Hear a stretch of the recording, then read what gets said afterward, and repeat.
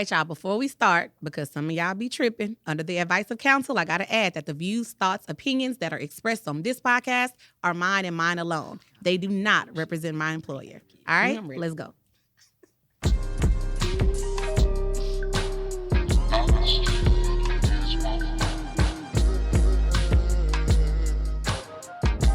Because I was like, damn, do we really want to get into this discussion? Because if we get into this discussion right here, y'all.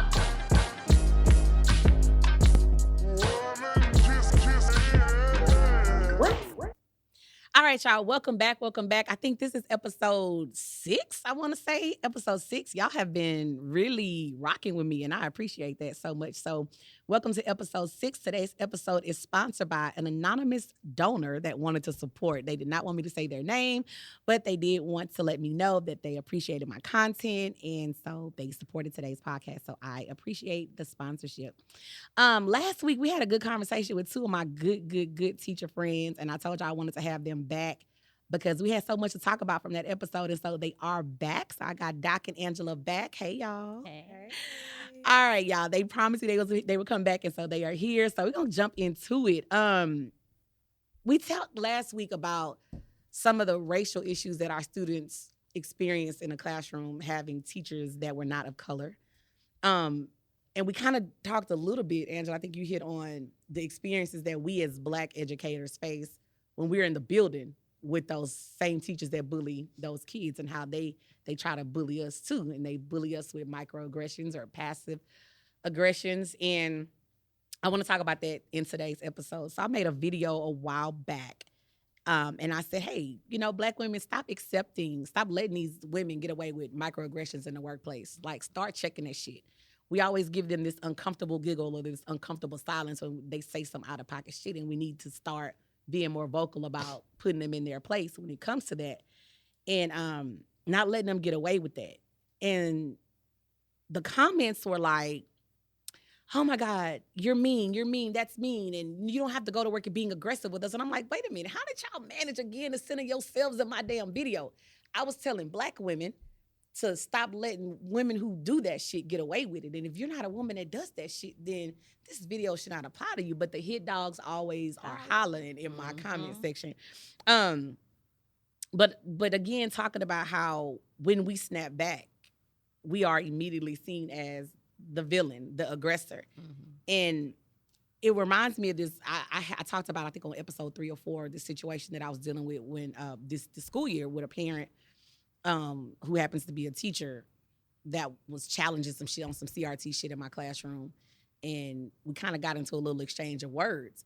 And I think one comment that I made to her, because, she was being real Trumpish on me. And so one comment that I made to her, it was a very subliminal comment, but she took that. She knew it was for her. She knew that straight was for her. And had a breakdown. I'm using my quote, my F bunny fingers, had a breakdown at work. And immediately ran to her supervisor, who was a white man, and cried and said, I'm being bullied. I can't believe that she said this to me, and da-da-da. And how she was catered and pampered, and her back was rubbed, and she was allowed to go home for the day to get herself together because she had just been traumatized from the big, mean Black woman, all right? Never said what you had done to get the response from me that you got. But you immediately played victim, and that white man protected you without even coming to ask me, giving me the professional courtesy of asking my side of the story. And it reminded me of that whole city bike Karen shit that popped off this week where the lady was messing with the 2 Black boys that stole a bike, and she started crying, screaming for help. And as soon as the white man walked up, she started crying.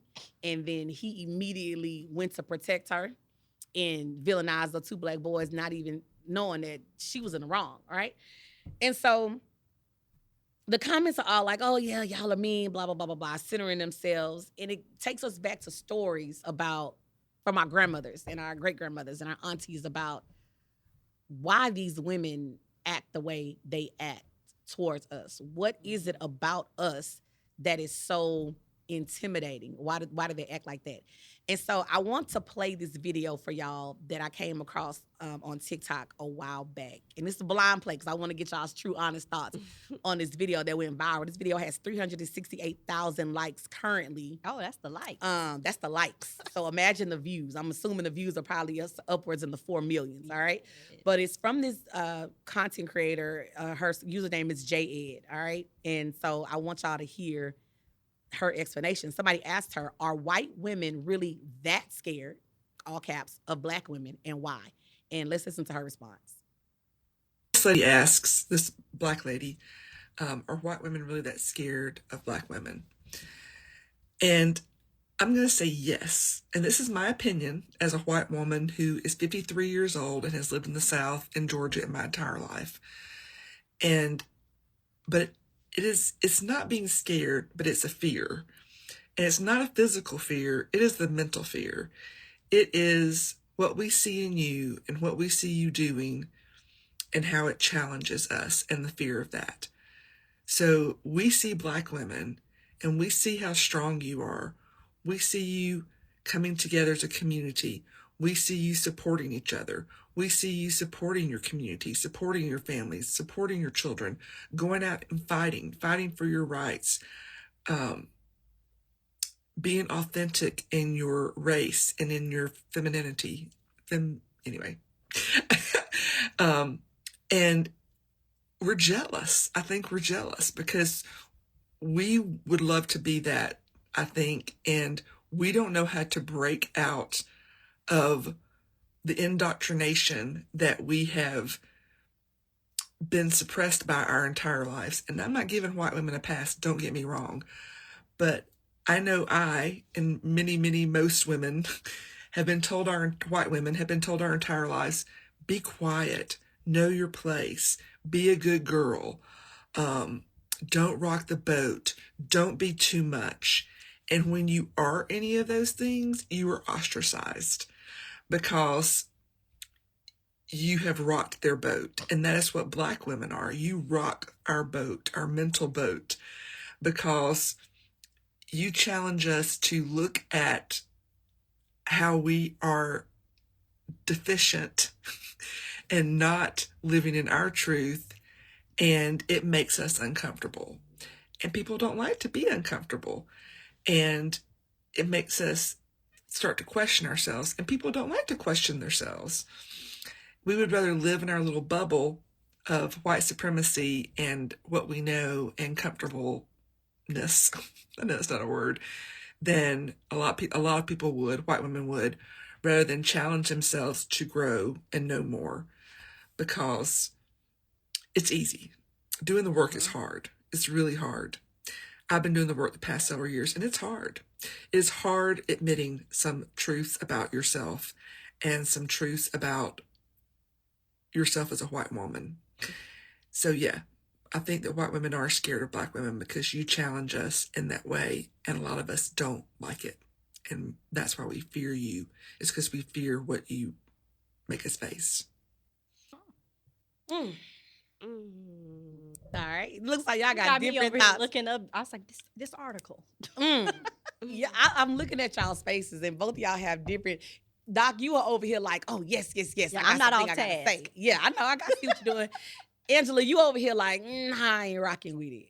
Let's go, Angela. What you got? Okay, so y'all know I'm a history person. Mm-hmm. So we're going to take it all the way back. What I hear is I've been allowed to be mediocre all of my life. And I have been praised for my mediocrity all of my life. Mm-hmm. As long as I did not shake the system within my white community and I allowed my man to, navigate in his own dynamics, I was cool. I got promoted. And I'm not even just talking about in the workplace, just an overall societal promotion.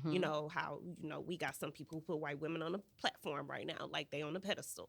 So I now am forced to deal with black women who, if we gonna take it back historically, we have always been taught, you can't be mediocre. Mm-hmm. You gotta be 10 times better. You gotta show up every single time. So now you're matching my greatness with your mediocrity and you're threatened. Not only that, you can't understand historically how y'all so far anyway.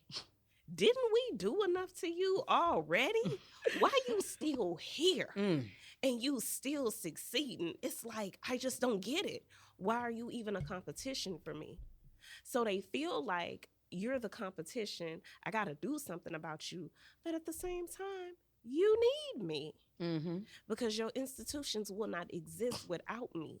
The reason why you even have the right to vote right now is because of me. You utilize me on every single thing. So you don't like me. You jealous of me. You want me to go away. But I've helped you. So I have a sense of resentment so much that you are so great, and yet I still need you, even though I had a head start. Society promoted me, but you still here, and I don't want to need you. Y'all know, what's that song? I don't need you, I don't need you. That's how they feel. That's how they feel. I don't need you, but I love you. Yeah. And so that love comes out as hate. We in a toxic relationship with these women. We've been trying to get out because we like, but we don't need you. Right. Never. We had our systems established way before slavery came and you did X, Y, and Z. But all of that is stuff that they hate. And so we're not just dealing with current dynamics. We're dealing with the historical context of everything. And yeah, we boss chicks and they just don't like it. All right. Doc, what you think?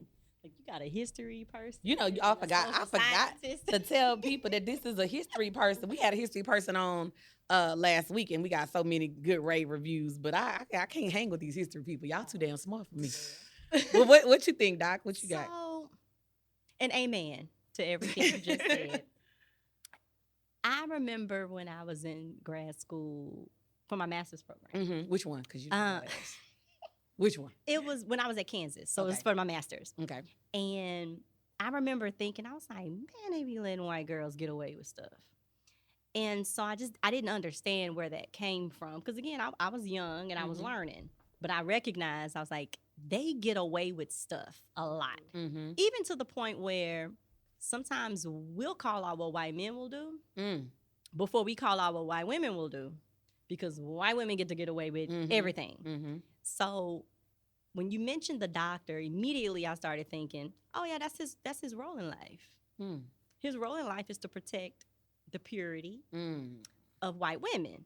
And so when we think about all the stuff, like the lynchings that have happened to black men over, the last few hundred, 300, 400 years, it has been for the protection of white women because that was their duty. You watch Bridgerton and you're like, oh, I get where this came from. The original folks over there, they sexism and racism and whatnot. And so she actually had some points and didn't know she had some points. Okay. Because she did not point out the fact that historically speaking, when we live in a patriarchal and racist society. Yes. And that patriarchy is about, well, as a woman, this is your place. This is what feminine is. And the quintessential feminine woman is a white woman. Yes, absolutely. And so, but who designed femininity? Women didn't do that. White men did. It was like, what we said feminine is what feminine is. And you my woman, so you gonna do this.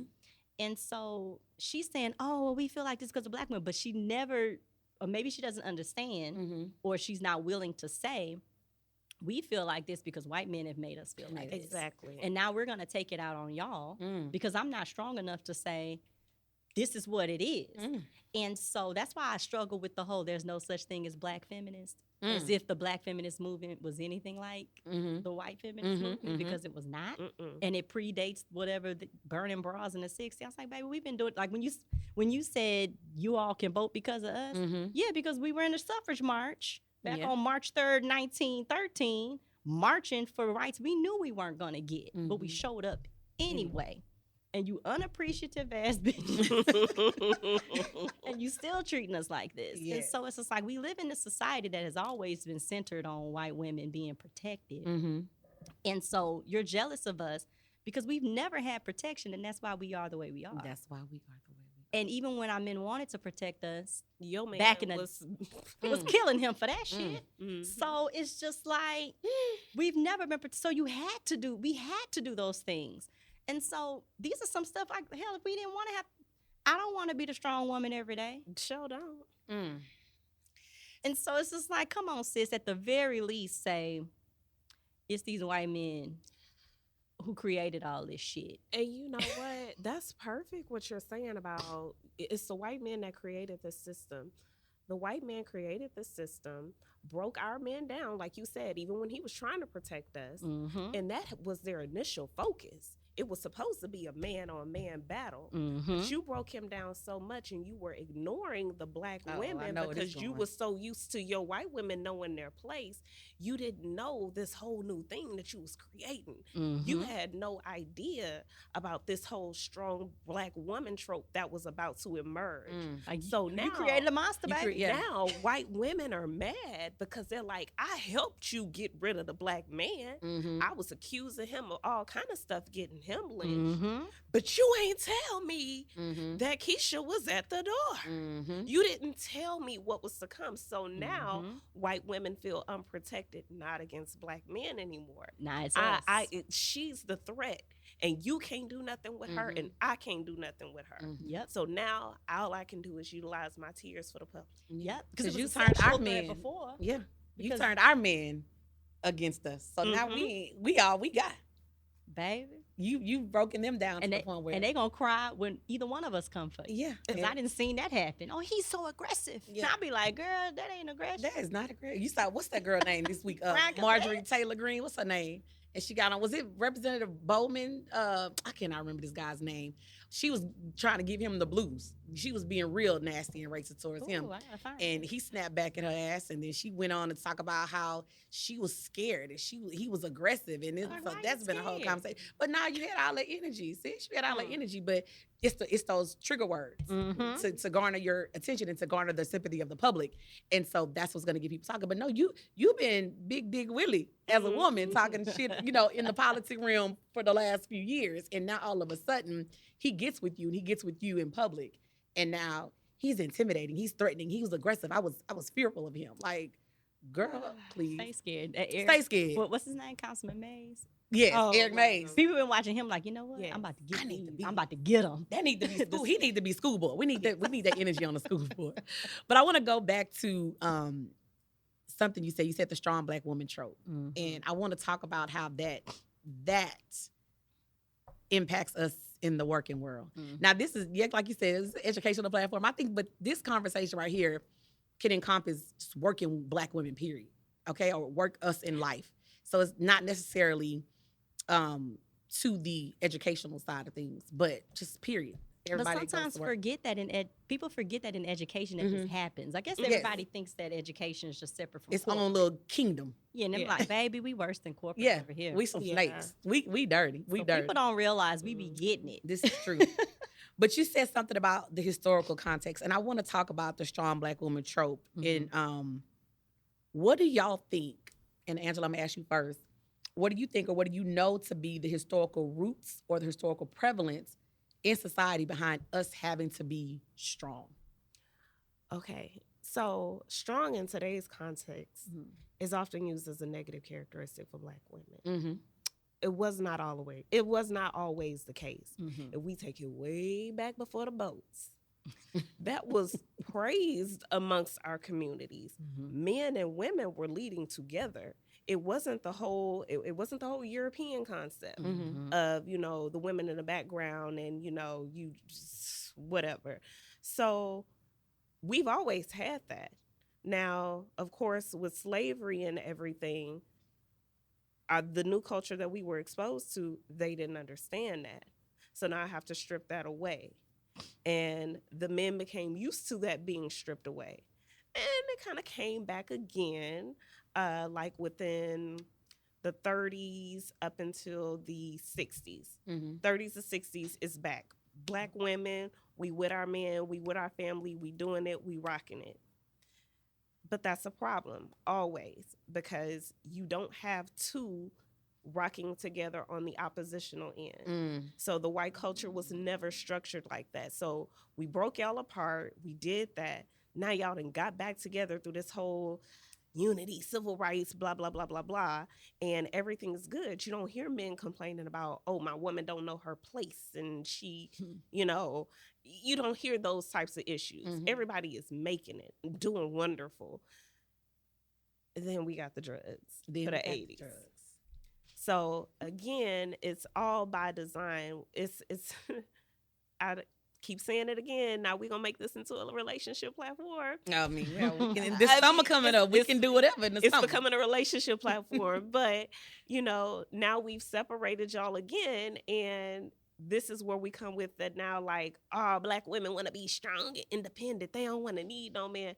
No. Can you not see for the blinders in front of you? You were made right now from these conditions to be my enemy. Mm-hmm. I am who I always was. You not who you always was, because again, going back to the whole white man, white woman, he whooped your ass already. Mm-hmm. He wasn't checking for me. You should appreciate the fact that he wasn't checking for me so that I could build some stuff up and we could get our stuff back together like we did before, after slavery. But not everybody's minds is so compromised they can't see the forest for the trees. So in the workplace, and I mean, I've been working for a very long time since I lied on my job application at Astroworld at 15 and told them I was 16. But Shout out to McDonald's. Shout out y'all. to McDonald's. I was working at Waterworld though, 16 and Fanning. Okay. I worked at the Beachcomber restaurant. Oh, that was terrible. That was the most miserable experience of my life, to get an extra $100 in my pocket every 2 weeks. Look, everybody shout out their first job. I know, right? JC Penney. Ooh, that's Oh, she bougie. But we are always in life, okay, of course, in life, but in the workforce, always being portrayed as perpetually strong, independent, resilient, no matter what challenges we face. And when it comes to the microaggressions that we face in the workplace, that burden, and I call it a burden that's been placed on us, it's a mug. It's a mug to carry, and it can often hurt us as well. But Doc, what are your thoughts on the historical roots of prevalence in society about us always having to be strong? We didn't have a choice. So when we talk about Black women in the workplace, we've always been in the workplace here. Because before, like, I literally wrote this in a paper before. It's like, we've been in the workplace since before emancipation. We were brought over here to work. So when has it been really this blanket privilege for Black women not to work and not to? We have been in survival mode since we got here. So now you expect me to just flip the switch and just cut it off? No. We are strong because we have to be. And so because the consequence of not being strong is death. That's just what it is. And so, like, the whole idea of, you know, y'all independent. I'm sorry, ain't nobody offering to pay my bills, because, baby, if somebody call me right now, like, I want to take care of that rent for you, baby girl. Take care of it, please. Like, you got it. I'm gonna take I want to take a back seat. But I'm tired. I'm tired. But that rent gonna get paid, whether I gotta have 2 jobs or whatever has to happen. The rent gonna get paid, because I'm not gonna be on the streets because I'm waiting for somebody to give it to me. And so it just is what it is. You created this monster, and now you gotta deal with it. So I also think that folks don't understand how complex or not their microaggressions can be, especially when it comes to this strong Black women stereotype. I made a video, probably one of my most popular videos, about how the burdens are placed on us in education, how we are always given the best schedules. And I say that, you know what I mean when I say the best schedules. And that video did crazy numbers, and you had people saying, well, no, because I'm white and I get this and I get that. And it's like, bro, no, you don't. Like, you just don't understand just by my existence being a Black woman in the workforce, in education, means that I am designed to be able to handle every single thing that's put on my plate, every single kid that you put on me. I'm only capable of dealing with the behavior problems or the kids that look like me and that can relate to me. I'm not capable of dealing with those students who you perceive to be GT, or those students that you perceive to be way beyond that. We joke and call them. Well, maybe not. I maybe like not say that you joke. say perceive. Yes, perceive, because we know what it is. Hmm. But some examples of us, this stereotype that's burden being placed on us in the workplace is that we are expected to take on additional labor, but not only additional labor. I'm gonna go as far as to say additional emotional labor. Yes. Because let's call a spade a spade. As much as I love my people, I love my kids. I love all kids. Okay, good, bad, discipline, whatever. I'm tired. I don't want to be the person that gets that schedule every single year. That is emotionally draining, and you drain me to the point where I can handle it, but that don't mean I want to just because I can carry it, and just because I make it look well don't mean the shit ain't heavy. Yeah. But I don't want to go home to my kids at home drained and woe out and woe down because these things that you guys placed on me. I think so. Given the emotional labor that we're having, being tasked with having more of, being denied vulnerability and support. When we break down, or when we want to break down, or not being allowed to break down. Not being allowed to break down, and then just facing those unrealistic expectations that come with strength and resilience.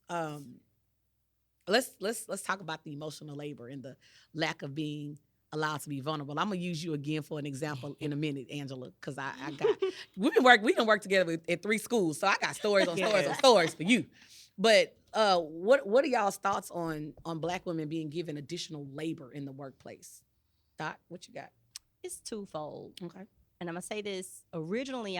So when we think about the stereotypes about Black women, you have, and this is going back with Patricia Hill Collins. You have the mammy, the Jezebel, the matriarch, and I'm missing another one. I apologize because I'm supposed to know this, but the two that are in my head, because we've added strong Black woman, but in the workplace we end up being, I have to think of this name because it's gonna bother me if I can't think of it. Use your Google. I know I'm supposed to know it though, but anyway. But thinking about in the work, so we have the mammy complex where we have to take care of everybody. Where it's gonna be, we're gonna take care of all the kids. We're gonna take care of all the teachers. Exactly. Let's not forget. Because since I've been in school, where our room at? First day of school, where the room at? Michelle, why I gotta always know where we gotta be and what time we have to be there? Can I ask you where I'm supposed to be? And then the other one is not the matrix. It's gonna bother me. Now you finna Google. I'm about to do it because it bothers me because that's the one I wanna. In my head, it makes me think. Have y'all watched what's that Eddie Murphy movie when he was with Rasputia? Norbit. It's that person where thinking about like this Black woman who's super strong but it's almost domineering. I gotta look it up, but sometimes we end up having to be that person as well. But the emotional labor, the Sapphire. That's exactly. I was like, who is it? These history people we're gonna get. This history is gonna get. So we end up being those people in the workplace. Sometimes they put it on us, but sometimes we put it on ourselves. And the reason why we put it on ourselves is because many of us do this work because we love us so much. And so it ends up being emotional labor because I'm not here because I just love teaching. Right. It's because I love teaching us. And I want to give to my community what my Black teachers gave to me. And so a lot of that comes with emotional labor that maybe everybody doesn't necessarily get, or it's a different type of emotional labor. So it ends up manifesting itself in different ways. And so when you are in a workplace, because sometimes I don't feel like I have to be that person at my job right now. That's good. Because it's so many of us that it's spread out. It's nice. So it doesn't have to be 1 or 2 people fighting for the Black kids on campus because we all up in here deep. It's some things we didn't have to do at the school we worked at because everybody did that. But when you are at a school where you feel like you're the only person who is willing to speak up, because some people in the back, they like, look, I ain't losing my job. I ain't trying to make master mad. Exactly. That's emotional labor that we end up taking on because we are fighting the people who are fighting our kids. Right. And so it just ends up being a lot. And I'll get on how they done came for me in certain places for being that person. Yeah. But I'm going to let you go ahead and talk. Same. With the microaggressions. Whatnot. Yeah. I said in that same very video, like, y'all's kids, and I say y'all's kids because sometimes I be having to talk to our people because our people really don't be understanding Right. what's going on in the building as well. Right. No, They too busy trying to fight us, and I'm like, no, don't fight me. I'm not your real enemy. I'm not your enemy. It's the dragons, the literal dragons your kids in here fighting every day. So if you would just sit down and work with me, we can fight them together. But your babies are getting dropped off and they fighting real life shit, real life people that are their enemies in this building. And not only are they fighting them, but I'm fighting them too. Mm-hmm. But I'm really caring more about protecting your baby than I am about myself because I can handle me and I can handle me because I gotta be the strong this black hard. woman. But you're making me want to be like, look here now, you're making it hard. But Angela, I'm gonna go to. Well, let me let you say your piece, and I want to specifically talk about the being denied vulnerability part for you. So, being denied vulnerability, we don't have a place to say, I'm tired. This is too much. I need a break. Whereas we know white women get those opportunities all the time. They get to go have an emotional breakdown in the room, in the office, you know, with the principal or whatever superior, and they get a day. They got to get it together. They get to get it together. Unfortunately, with us, and then I'll have to say that we can be part of the problem too, because we keep supporting this whole idea that you can take it, you can handle it. Because sometimes we can go to somebody who looks like us and we can come and say, hey, I'm struggling right now. And we'll be told, girl, you better get it together. You ain't got time for that. True, historically, yeah, we ain't had time for that, but you know, we can't allow one party a luxury and not the other. And then that's where, you know, the whole little mental health thing comes into play because the burden is always so much on Black women. Like, you are expected to be strong all the time. You're expected to be strong at work, to show no vulnerability there.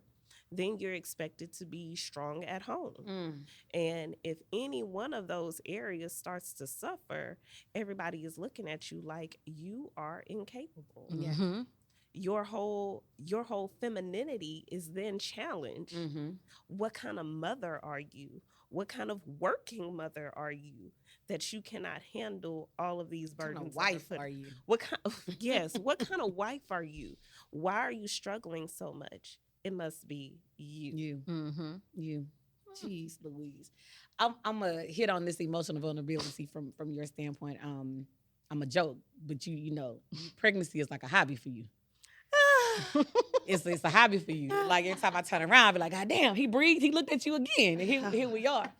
But I noticed that on the campuses that we worked on together, when others have been in condition with child, they get the royal treatment.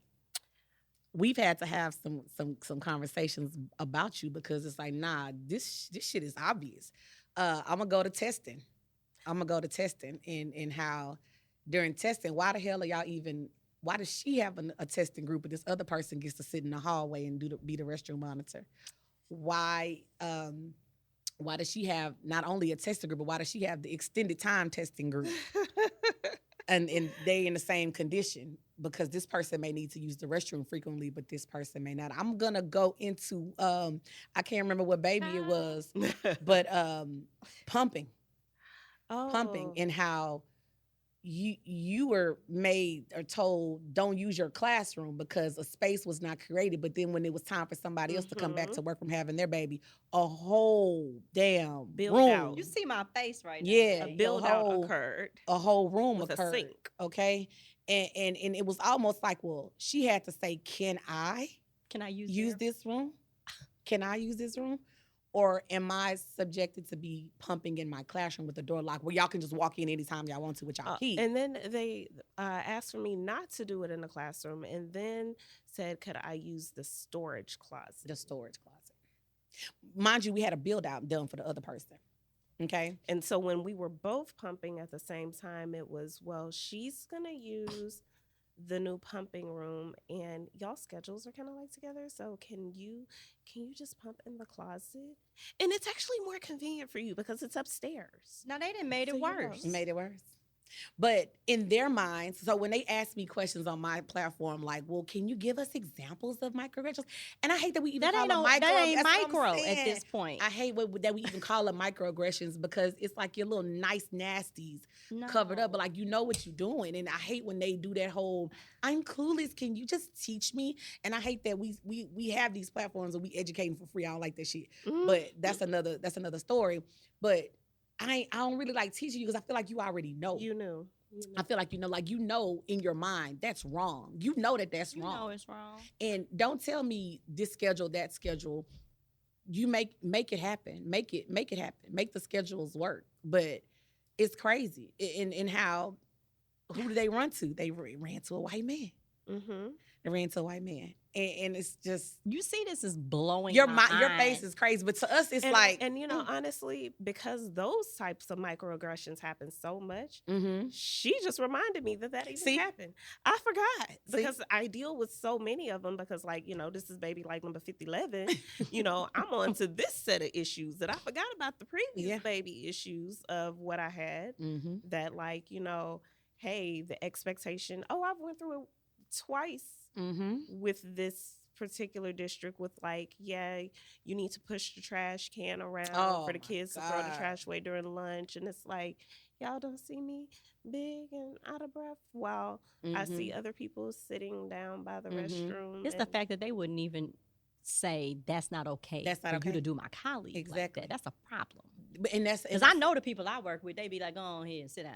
I got that. I got that. When we talked last week about allyship, Nah, that's why I say that's it why doesn't does it exist? It really doesn't. It doesn't exist. Because you see me being wronged and you're not speaking up, but it takes your non-pregnant colleagues to say that's some bull, or hey, don't worry about it, we're gonna come cover for you, or we're gonna come do this, or hey, I'm gonna do this so you can go pump. Like we're creating our own thing within our coalition to take care of each other. But again, it goes back to that strong, independent effort. We're gonna figure it out ourselves. We can figure it out without them. The crazy part, Your face is like, damn. because I know like pumping rooms is a thing where it's emerging. Everybody, so them not having it didn't surprise me. Them building it for someone else, and then literally making it just for her. What a It's already chair a in problem. it. It was like a real comfortable, it like was one of and them that's the nursing thing. chairs But in that's there. the thing. The problem is that, so even if you weren't inspired to do it until homegirl came around, in my head, I'm like, who I got to call? Because this is a grievance. Because you don't build wings for one particular person in the building. You build that for anyone who would ever need it. We're in education. Somebody gonna be pregnant next year. Somebody pregnant right now and y'all don't even know. Exactly. They don't even know. Somebody stay pregnant at my school. So on what planet do you create a space and then tell other people who should be, you know, that space should have been created for any woman who needs to pump. But you know what I think? So by them telling you got to use a closet, baby, they done told you it ain't for you. It ain't for you. It's for her. And that's and crazy. And that goes back to the vulnerability part, right? Because guess what probably happened? She wasn't complaining. She was making do with what she had. This other person raised a She stake. said, hell no, I'm not doing that. You when y'all cry, we comply. So they figured it wasn't an issue because she hadn't said anything, but had she said something, then it would have been an issue. But for them to continue and say, now you still have to use it because your schedules, baby, put another chair in there. We're gonna be pumping together. We didn't seen breasts before. Come on, sis. We can talk about motherhood together. And if she a first time mom, you got some stuff to teach her. So you would be helping her out anyway. So why we can't both be in here pumping together? So with this whole vulnerability thing, and with you saying you made way with what you had and she went and complained. So it also gives like some self-reflection for us as Black women that we always do that. we make do with what what we we have. Have. And we don't speak up and advocate enough Mhm. on the right things, which is ourselves. We'll do it for somebody else all day, every day. We'll go to school and we'll fight for these kids. We'll go and fight for other teachers if we know they're being wrong. But when it comes to ourselves, we'll say, I'll figure it out. Mhm. You know what y'all done did?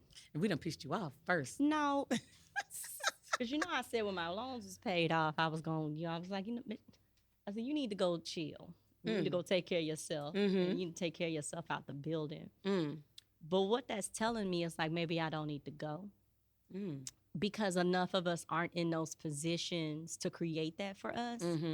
I'm at a school where it's sisters in administration in my school. And my school is not the quintessential school to be at. Every school has its problems. Yeah. But what I will say, there have been times I walked into that building and somebody looked at me and said, come in, something ain't right. I didn't make it to my classroom. That woman sat and listened to me talk about somebody's nappy head son. And because I could not get myself together because of that issue, she was like, you need to go home. Or even where we were. I remember coming, my cousin had passed away.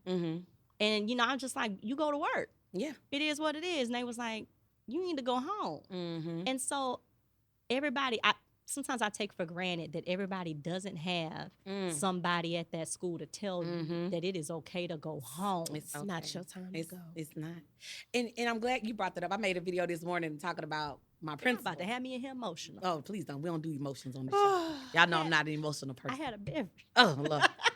But I need a beverage now. But I did a video this morning talking about my principal and how we had a great time at the dance last night, and she never stifles our creativities. Nothing that she doesn't say no to, and we go 10 times hard for her because I see that. she goes 10 times as hard for us. Right? We never have to question if she's going to have our backs or not. That's beautiful. And when we first got her, we were worried because we had come from a school where the black woman was head. I know. We was I remember scared. We were worried when we got scared. her, and they were sorority sisters too. So I was like, oh shit, We was scared. oh my god, what They we not about my, to get? They not your people. huh? Nah. They not my people. They other people. But we were worried about what we were gonna get, and I can say she's I don't want to say auntie, but mother, because she could be our aunties or she could be our both. mothers. See? But I'm gonna tell y'all, I don't do emotions. I bottle that shit in until I can't bottle it anymore. But I'm gonna tell y'all, Wednesday, I got to work. I was in the park. First, I woke up and I was like, I'm just not feeling. I was so. When I tell y'all, I'm stressed and I'm exhausted. I'm stressed and I'm exhausted. And so I got to work and I was on time. I sat in the parking lot, but it was like 8:05 at this point. I'm like, shit, I'm technically late. So I text her and I said, I'm here. I don't have duty this morning. I said, but I'm in the car because I need to get myself together. I'm not here mentally, and I need to get it together because life is life, and as a mom, life is life, and as a sports mom, and I'm a single sports mom. Then I got to deal with my kid that's dealing with high school football politics. That's a whole nother topic I want to get into because I'm so sick of them MFs. I can't know what to do. But my child woke up stressed. That stressed me. You know, when you can't fix shit for your child, that hurts you. And so I text her. I was like, I'm in the car. I'm trying to get myself together, but I'll be in a minute. I don't have duty this morning or whatever. Y'all know that lady came to the parking lot? She came in my car. And I said, don't come over here because I already knew. Like, when she came over there, I was going to. And I don't cry. I'm not a crybaby. And so she's so mothering. And she reminds me all the time of my mom. And they actually have the same name, too. Oh, and Lord. so they always joke about little and big, right? Who's little and big? And so when she walked over there, she just said, you're going to have to take some stuff off your plate. Now, mind you, I'm team leader. I'm all of these things on my campus, and then I'm all of these things at home by myself. And as soon as she said that, I'm talking about hyperventilating, crying in the parking lot. And she sat there, and she rubbed my back, and she said, get it out. But when you done getting it out, you got to take some of this shit off your plate. There we go. Okay? Now, this is my boss. This is the black woman that we were like, oh, hell no, we don't know. We want to get her because we don't know she's going to understand. But she understood. She does. Yeah. Because she's a mother and she's a wife and she already knows. And she knows everything that's on my plate because she allows me space to be vulnerable. And she allows me to experience. She allows all of us to experience. And she said, okay, you good? You wanna take your day? You wanna go home? Because I can get coverage. And she know my mama lived next door. She said, do you need to go to Big? She called it Big. You need to go to Big House? And I said, no, I'm good. Because if I walk in Big house with this, Big gonna be like, who ass I gotta whoop? Right. Get yourself together, but I'm finna go whoop somebody ass. So I was like, I can't go to Big with this, so let me get myself together. And she allowed me the time, to let me get somebody to come cover your first period so you can regroup. Get yourself together. And come on when you're ready. If you're not ready, you can go home and come back when you're ready. But we would have never gotten that from the woman before, and we wouldn't have gotten that from the man. You're right. And I'm just thinking about like, oh wow, she been on a healing mission, because when you say she can either play the mama role or the auntie role, she did it as a grandmother for me, for my child. All the time. Because I was stressed, and she know I'm big and pregnant, and I was looking for somebody and couldn't find them, because I was like, talk to my child, because I can't do it. He gonna take me there today.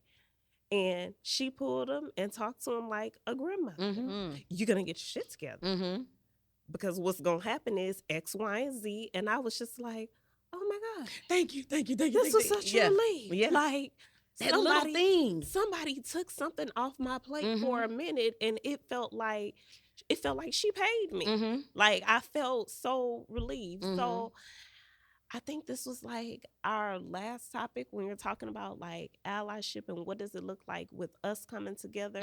Not the allyship with them, but the allyship amongst each other. That's it. That's it right And there. it's almost like, unfortunately, it got to operate like an underground railroad. It does. Because I feel it's crazy, but I feel like right now, as much hype as I give her on social media and as much praise as I give Because I know how I feel like I feel like I'm she gonna be a target. They're gonna snatch her away like, from us. Whoa, wait a minute, y'all, you got them Negroes over there collaborating and liking and coming together, and making plans and making y'all look good, and they like you too much. So we gotta break because we go back to the breaking down. Let's break them back down and put somebody else over there. Exactly. So put them back. What I tell y'all last week, put them back in their box, because they getting out of their lane. See? But I'm sorry. Go ahead. No, so I was just thinking about the whole Underground Railroad thing, that it's almost like we have to keep our connections a secret, unfortunately. And I know it's always a lot of talk like about workplace culture and like how things are cliquish sometimes. And it's like, it's unfortunate, but it's necessary, because you don't know basically who's an op and who's not. You don't. Well, I'm glad you said Because- op. That's what I be saying. Yeah, like I gotta keep it. I We like got the teenage kids. I Yeah. gotta talk like the kids. You don't know who's an op and who's not, because we all know all skin folks ain't kin folks. We all know that some are gonna be willing to throw you and everybody else under the bus, as long as it don't even have to be for them to get a promotion. It could just be a shout out, and they happy about that. Right. So it's almost like we got to keep our people a secret in order for us to be protected and them to be protected, and for us to keep building each other up. Because I think about, with our connections, even within our campus, how many fires are we putting out daily. From our kids, that it could be something real big that can mess their life up Every day, I swear. and we putting out that fire that's therefore giving them a chance. Y'all don't make me cry. The chance that wasn't given to your baby when we talked last Exactly. week. Yeah. Imagine had your baby had a village like us. Don't y'all start crying on my damn show. Imagine if your baby had a village like we have on our Exactly. campus that protects. Because baby, when I tell you we don't play about them kids, and here's the thing about us. This is the thing about Black women, right? It's not like we just there just protecting ours. Exactly. We protecting Take them all. anybody. Baby, because let me tell you something. And I got sometimes from each other. from But like, each who I other. got to fight? Yeah, Who made you cry I today, got babe? I got one little girl. I call her my social media star, because she's one of the videos that had me go viral and had me in HR. Okay, don't say hey. Oh, But- had you? Oh, was it baby. HR? Oh, Lord have mercy. That was a story. She was a star of the show. But So we together. yeah, I love that little girl so much. Her ass stay in trouble though. And I'm going. We love them the most. And I tell her, and she don't look like me. She not mine, but she mine. And I'ma save And when you mine, you mine, okay? And so I'ma save her. And she says all the time, you fight for me. I said, and I always will. All right, because we don't just say I'm here for the black kids. The black kids know Right. I'm there for you, yeah. right? But because we have that unconditional, I feel like it's another burden that's placed on us too, right? That burden that we have to love everybody unconditionally. Everybody that comes into our lives, we do that. It's a gift and it's a curse. Mm-hmm. Mm-hmm. But and I think maybe it's us being mothers too, right? We feel that burden. Not you. She's like, I need get that shit off me. I was like, look, Ooh, supposed to not be me. like, But I want church, I just don't have ooh, it. I'm yeah. a other mother. Take your birth control. Nah, But just that, but the way that we want to protect these kids Mm-hmm. from things from themselves sometimes. Because sometimes, like this particular baby girl, you are your own worst enemy, baby. and it's not gonna be a me when you go to the high school next year. So you gotta get your shit together. But we protect everybody. But then when it's time for our kids to be protected, they not protecting our kids. They now that you attending our No. kids, and I think that's the thing that hurts the most. But I think going back to the strong black woman stereotype, and this is my opinion, y'all can tell me if y'all agree or disagree, but I think that strong black woman trope, it erases some of our own individual identities and our own unique experiences, right? Because everybody thinks that you black, your woman, it was given to you at birth to be strong, to be independent, to be able to carry every single thing. Now realizing that, like I said earlier, we each carry our shit differently. Yeah. Okay. Exactly. And so because you think that this is how I appear to you, you think that I'm able to handle everything you put on my plate, but you're erasing each of the different emotions and experiences that we go through as women, right? Because I can say, It's a threat. yeah, it is. Well, that's what the lady said. But like I can say, just because I have to be a mother of 3 kids, single mother of 3 by myself, oh, well, you make it look good. Bitch, I'm tired. Like I said earlier, I'm exhausted. I'm broke. I got 1 in college. I got 2 in AAU and club sports, and I live in my car. I live in my car because I'm at a practice. I'm on the field. I'm at a training. I'm tired. But you because you see that you don't care to look at that part of me. You don't care to look at damn. This bitch is tired. How does she do that? How she do it? For my principal to recognize that and be like, you got to take. She said, you got to get your oldest. I got a 21-year-old son. She's like, you got to get your oldest to take some of that off your plate. I'm like, hell no, that goes into the whole.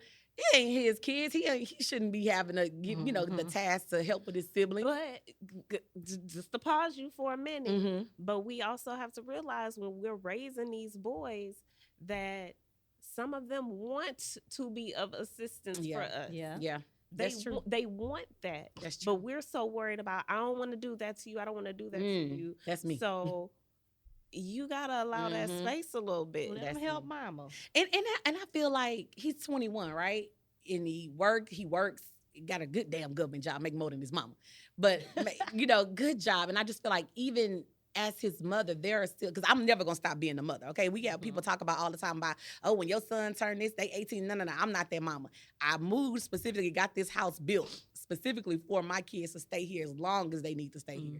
Everybody got their own quarter, little section of their house upstairs. As long as y'all out my face, then do you up there. You ain't got to pay a bill. All I want you to do is stack your money and be great for yourself. That's all I need you to do. If I ask you, if I say we out of Dawn, go get some Dawn, go get some gain, and I don't hear no shit.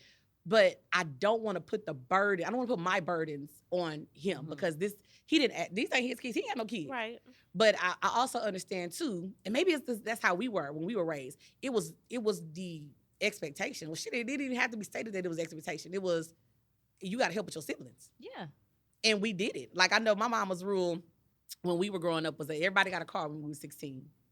My car was a little 19-something Geo Storm. It was a little buggy, right? But you was carrying. I was, baby, you couldn't tell me shit. I had a boyfriend in high school that was 6'8". He got his long ass in that car. You could tell me nothing, okay?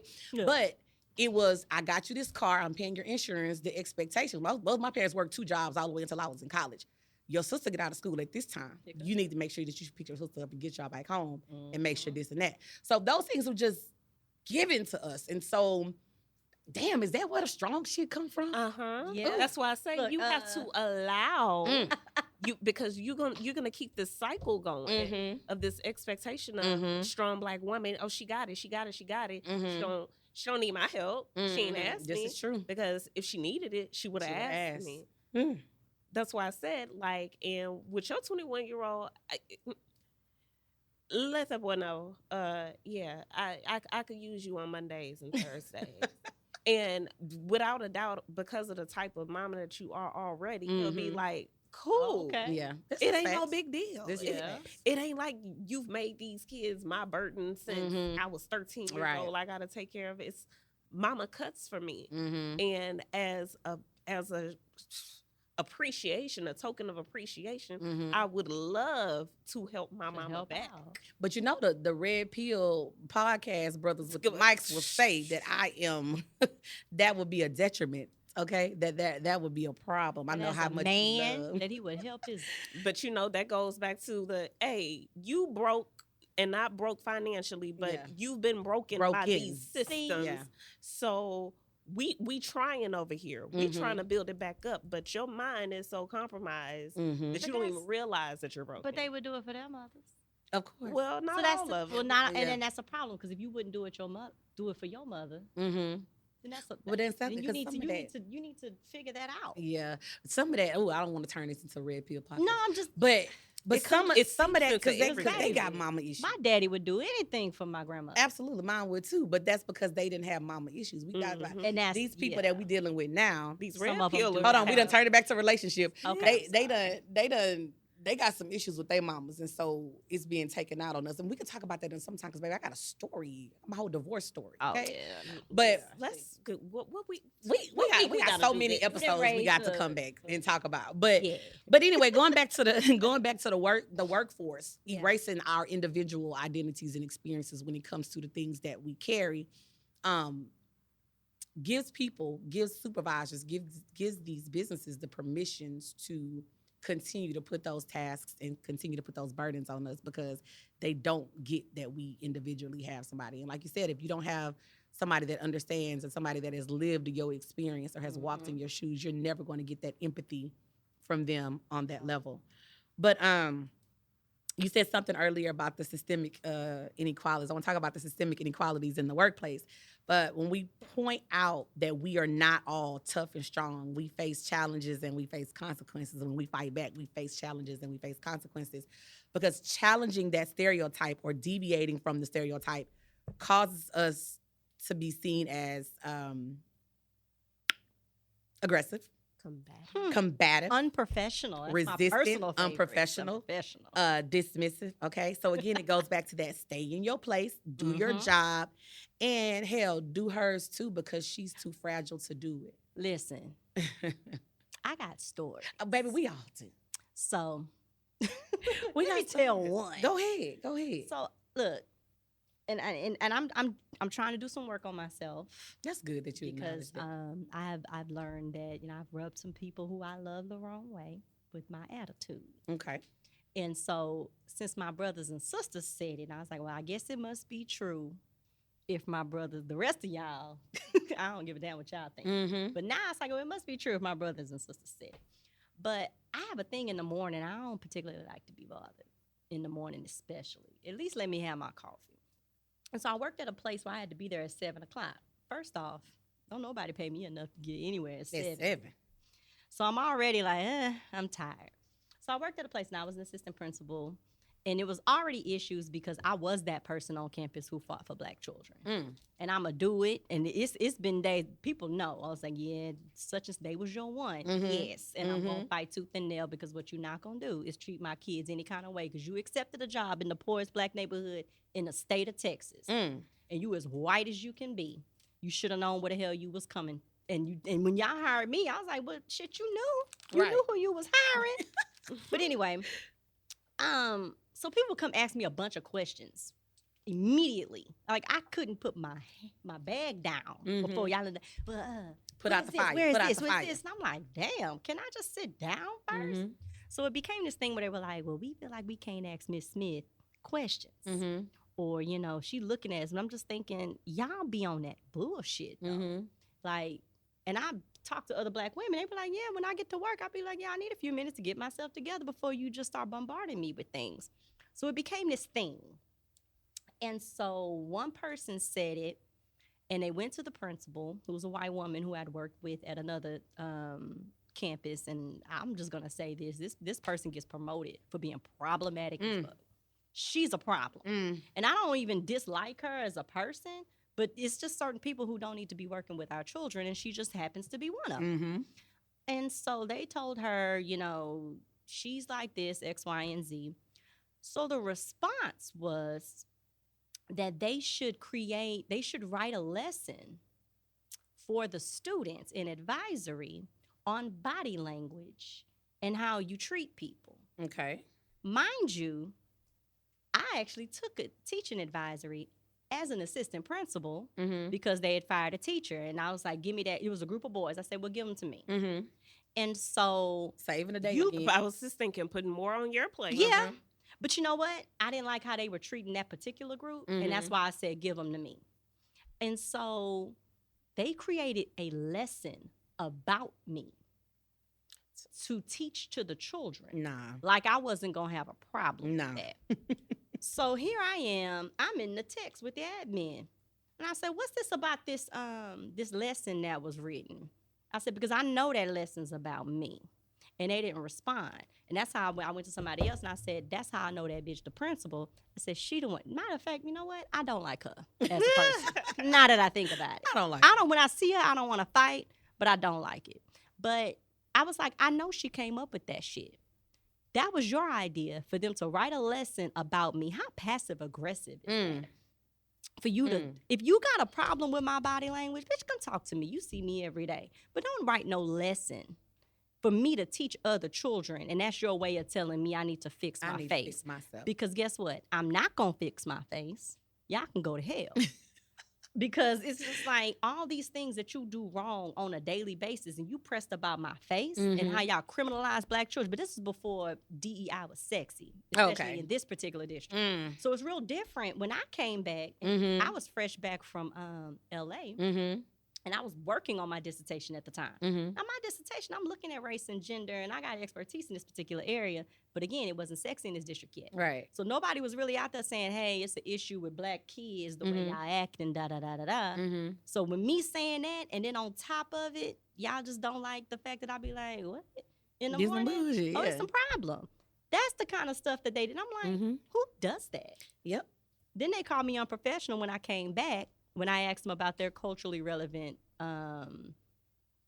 curriculum. Because it wasn't culturally relevant. We got a whole training on cultural relevancy, and then you're taking things out that's illegal. And so when I asked you the question about it, she's unprofessional. First off, you saying you're doing a social justice oriented social studies thing here. Baby, I am the expert in this district, in this whole state, in this particular district, because this is a charter school network, so it's a statewide thing. I am the expert. Every day, I'm the expert in this particular subject. It don't mean y'all don't know nothing, but I know what I know, and I know what y'all don't know by the way that y'all act. It's unprofessional because I asked you a question. You ain't like that I smiled with it. Baby, when it comes to these kids, I'm not going to sugarcoat it. I'm not. I'm going to say it with a straight face because if I think you're wrong, you're wrong. And you ought to be able to take that. But you are okay with being... You can't take that because white women are allowed to be passive-aggressive and they are allowed to disenfranchise our children with a smile. I am not allowed to take up for our children with a straight face. But when it comes to what you do with our kids, I'm not about to smile about that because it's life or death for them. So I'm going to come up to you straight, but it's unprofessional for you to do that. And we're gonna work and we're gonna do our damnedest to get you up out of here because we don't need people like you. That's what I said last week. When you have like people like they us, gonna hire people later who know less. Yes, because what I said was truth. You just didn't like how I said it. So we're gonna pay somebody else to basically say what I was giving y'all. And we don't need y'all teaching these kids how to recognize when we are discriminating against them, when we are being microaggressive towards them, when we are being passive. We don't need y'all to teach them. But these people wanted to teach kids that. You wanted to until these kids got smarter. You wanted to teach kids that for society without recognizing that you were a part of society. So you got districts who don't own that you are the issue. Yeah. It's them. Yeah. We love black children here. But we don't want you to call that. Look at them on the field. Don't get me started. But we don't want you to call it racism. No, they actually said they wanted to, but this is before. This is before CRT and all that stuff. Okay, this district literally said, "Well, woke, and we want to be critically conscious." And they said all that. And I sat back and I said, "Let me see how this gonna go down." Oh shit, we would never. Yeah, that would never. They actually said they wanted, but you also talking about certain charter school they get money, they can say certain things. This is true. But you can say and give lip service to certain things, but that doesn't Mhm. mean you actually have to do it in terms of your policies Mm. and what you do. Mm-hmm. So this is like, look, if I work in a district and you just out there doing it, at Mhm. least I know what I'm working with. Yeah. Y'all out there saying that you want X, Y, and Z, but you doing something else because you don't think you are part of the problem. Of the problem. Society is the problem and we're the gym. Mm. But you ain't the gym. You actually worse. Woo. She's. I want to say, like, y'all, like, damn, we done went. And it's like over an hour. So I see every time we Dang, just how sit we up got and to this talk, hour? we just be here just talking. It don't even feel like we hitting the time. But real quick, because I know we always make it like it's a white woman thing, black woman thing, white. it not? But I mean, I know it is. Because we black women, how could we not talk How about could this we in that not? frame? But we can't. Oh, remember, everything's not about race. I'm like, no, you can't tell me what my lived experiences are every day and what I go through. But that's not. It don't fit your narrative. It's not what you want to hear. It's uncomfortable. So you don't want to hear it. But real quick, I want to address the intersectionality of race and gender and how it further complicates the shit when we challenge stereotypes at work. Okay, intersectionality. Okay, I'm gonna take this in a totally different direction. Y'all not gonna expect this. Class, we're gonna go over that 40-minute promise today, but I need to hear. I gotta hear this. I think this shit gonna get good. I'm gonna take it in a different direction.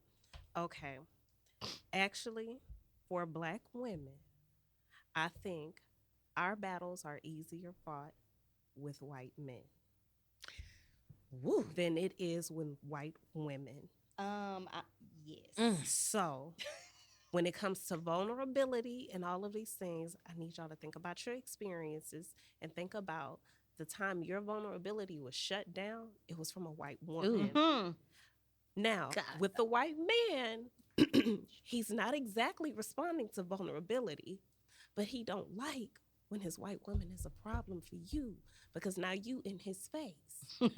Or you not doing his work. So us as black women, we have to use our position to our advantage.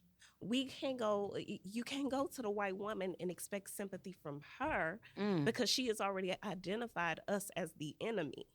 Because we the competition. Why you got me thinking over here now? He does no, not she on point with it. recognize. I'm thinking. He does not recognize us as the competition. We're not. He knows because of intersectionality, you ain't gonna never be no man. It's Never a gonna be man's no white world. man. It's a man's So they world. don't even have to do some of those things to us. So, all right, baby girl, you got a problem. As long as you approach him the right way, you gotta just know how to navigate This that is true. particular white man. This is true. Whatever your issue is, I'm gonna take care of Becky. Don't worry about that. And now I'm pissed off at her because why the hell you got Keisha in here talking to me? Damn it. I wasn't even supposed to have to deal with her. Keisha. Keisha's supposed to be up there keeping them kids quiet and out Yes. my face. Keisha's job here is to keep them black parents out my office and out my Yes. face. So Yes. you messing with Keisha's ability to keep do them that. black parents. Because now Keisha cousins, Keisha Annie is up in my front office acting a fool. But had you Yes. not pissed Keisha off, Keisha would have stopped that from even happening. Yes. Why you got Yup. me thinking back to like 2 or 3 of them that I done worked for? Yes. You are on point. Yes. That's The why white- we gotta keep our head on a swivel, baby. The white man. Shit. Now, when I I say wasn't even thinking about that. we ain't gotta consider him our ally, but he is our best bet when it comes to the vulnerability and navigating these social complex systems with white women. And we have to learn how to use their history to our advantage. You have this thing about keeping your white woman in her place. That's why we're going through this whole women's rights thing, women bodies, and all of this type of stuff in the first place. Because you have that desire to keep control. As long as we keep pointing out that she ain't under control, she keeps starting problems. He ain't checking for us like that. Men are worried. The white man is worried about the black man. He not checking for us. 'Cause we've never So been we the need to be able to be vulnerable in the appropriate context and learn how to navigate that because vulnerability does not look the same for every black woman. And it's not received the same way from every man. So we gifted at this, women. You know your men, you know your sons, you know your brothers. You know you don't handle them all the same way. Learn these white men. Listen, I have a very different experience than a lot of people have with white men. You know why? That, well, I don't know, but Okay, I'm gonna tell you. Go ahead, tell your story. well, no, because I'm saying this like just thinking about we've never been their competition. So if I'm not your competition, then I can help you because you ain't gonna never be me anyway. Mm-hmm. And so my educational, I am a teacher because my math teacher in high school was a white man, Mm-hmm. and he always supported me. Mm-hmm. He was my mama's math teacher. Wow. I guess he just been dope since the 60s and the 70s. He was But- one. He was one That of the, jungle juice. alert. But yeah, I tell you, and I had some wonderful black female teachers, but he was my math teacher, and he was one of the first people who I was like, he was fair. Mm. If nothing else, that man was fair. And so I was like, yeah, I'm a teacher. I'm a math teacher because, yeah, Mr. Weller. Mm-hmm. He was that dude. And then U of H was what it was. When I was at Kansas, I had a history professor. And I told him, I said, yeah, I want to get a PhD. He said, of course you can get a PhD. He said, you are going to make whatever school you go to great. Mm. He was my I chose him as my mentor because he was like, you can get that PhD. You can be a professor. Boom, boom, boom. Great experience. It's like along the way, I say, it's been these white men who have been really helpful. Mm-hmm. Whereas I know other people have run into some white men who have not been. Mm-hmm. And it's not to say, and I've had some brothers along the way too who have Absolutely. been very helpful. Yeah. And that's why I said we have to keep our head on a swivel because we'll assume it's all this. Mhm. These people Mhm. these people gonna help me. These people not. Pay attention Yes. and then learn people and use whatever you got to use to your advantage Mhm. because it's never gonna be all sisters gonna help you. Yes. No. No. All these people gonna not help you. Mm-hmm. Figure out who's who Mm-hmm. and look at what they do and not necessarily what they say. Mm. Because this whole I'm an ally, let me see what Let you're me see. doing. Yeah. And Most that's allies who don't you say they going allies. exactly. Yeah. Everybody. It sounds good to have BLM in your bio and all of that. But That's cute. what's your word? But what do you do? How are you advocating? Because I said that when I go back to talk about the kid, the baby graduating today, that they did not want to let graduate. But something you said earlier too, what they don't do, they not gonna stand up and go against the family for us. And so when I meet one that stands up and goes against the family for one of us, then I can say, okay, now I can start like looking at you a little bit differently. I ain't saying I'm trusting you. I'm a start. Because we always gonna be on alert because we were taught to be that way. Because just as soon as I let you in, you're gonna bite me. That's survival. Yeah. You gotta, So, but when I see you stand up and you use your power and you use your privilege for the betterment of one of the kids that look like me, then I can say, all right, I might share a little joke or something with you.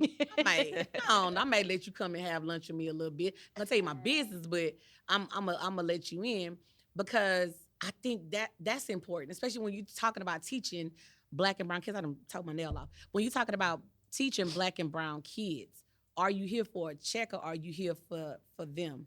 And we talked about, we just said running up and down the field. That's why we got to get a whole nother episode of here because what I They'll don't praise want us for that. is for our kids to only be an asset to you when they're winning championships and running up and down the field for you, but you're not really looking out for them.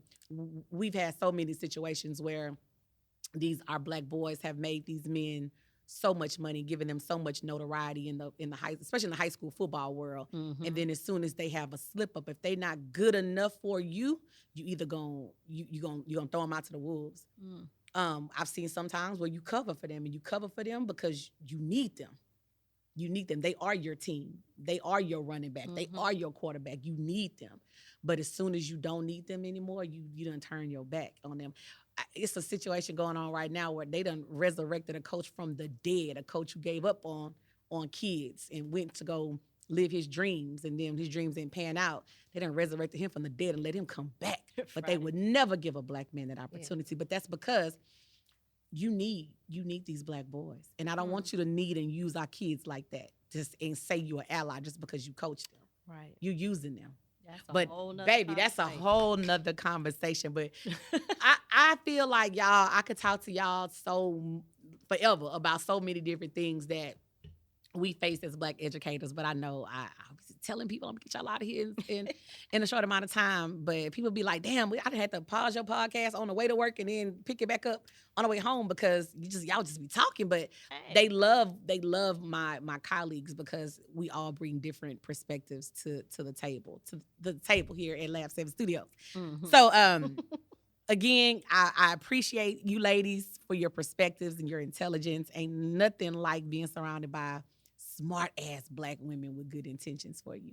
And I've been knowing these ladies forever. Like we really started from the bottom up teaching. So to be that we're all here now and advocates in our own right, in our own respective ways. I appreciate y'all's input and coming again for the second week in a row to talk to me. I'm gonna bother y'all again this summer. I'm just letting y'all know that. Hey, because I have a feeling that y'all gonna be popular. I love to talk. Yeah, we see. So again, thank you to my anonymous sponsor that sponsored today's episode, guys. I appreciate that so much. Again, if you are interested in sponsoring an episode, please make sure that you reach out to me, DM me on Instagram for my sponsorship packages and info on how to sponsor the show. Other than that, that's it. Like, it's been real. I appreciate you ladies again for coming out. And I'll see you guys next week. Bye. All right.